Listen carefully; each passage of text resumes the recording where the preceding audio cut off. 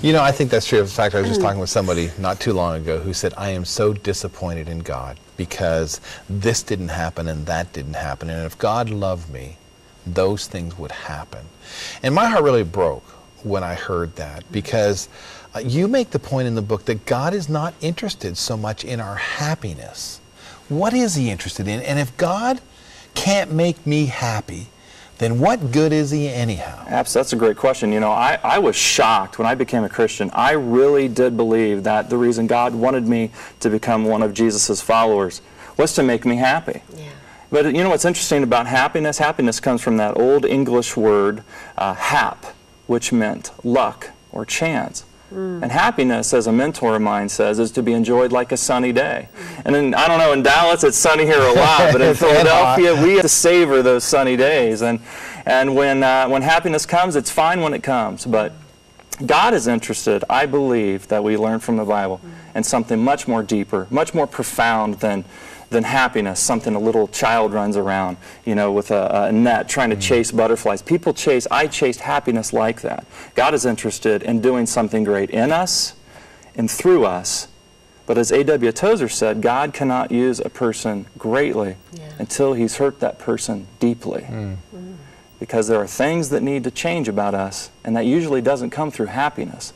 It usually comes because we're disappointed or broken or even devastated at times.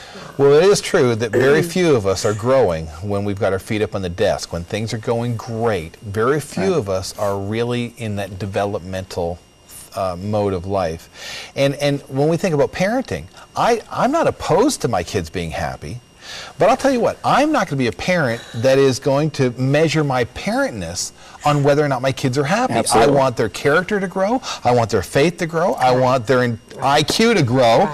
I want them to stretch themselves. And if they say, but school's not making me happy, deal with it. I want you to grow. So that's not the hallmark of good parenting.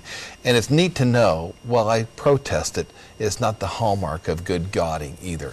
Right. Answer me this. When those who are watching today struggling with a divorce, with a bankruptcy, with cancer, with a sick child, with abandonment, with abuse, and they don't sense God in their life, where is he? At some point I knew you were going to ask me that question. You know, at our church, we have a mantra. We often, someone will come up and they'll have a similar experience, just something that you just listed, and we'll put our hand on their shoulder and we'll pray that they could see God working upstream in their life. And we get that statement from Joshua chapter 3, that story where the children of Israel have been wandering around the desert for 40 years. They get to the Jordan River. Tomorrow morning, God says, Joshua, take them over to the promised land. God forgets one tiny little detail.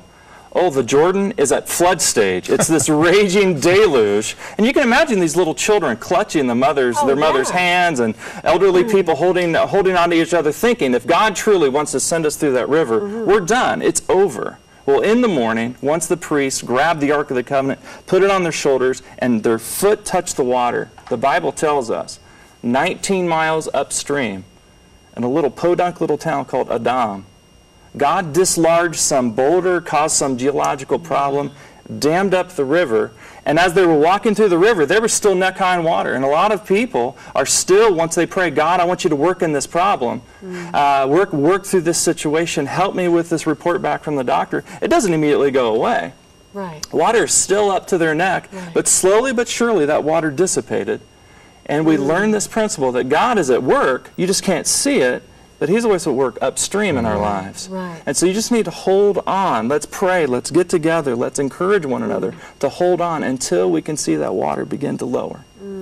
You know, that is a great visual lesson for all of us to learn. Because when we think he is on the other side of the world, he's simply upstream, saying, I'm busy working on your tomorrow. Hang in there today. I'm not absent. I care about you. I'm just busy working on your tomorrow. Need to remember that rather than he's just absent and somehow MIA. Where is God? You put this question to your congregation. You asked your congregation to fill out these little cards and say, if you could ask God any one question, what would it be? And the number one question was? if you had an opportunity to put down on a card a question and slip it before God, and you knew He had to answer you, what would you ask? Without question, the largest percentage came back, God, why are you allowing bad things to happen in my life?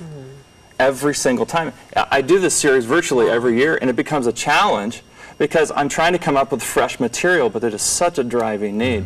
So you asked me, if I had the opportunity to ask the question, I would ask a selfish question, a little one. It would be, how am I doing?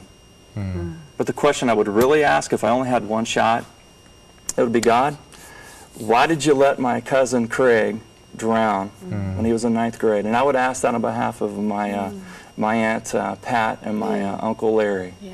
What bigger purpose does that event serve in the kingdom? And I think it's one of those things that we're just going to have to wait to get to the other side to get the answer on that one. Find out what the answer is.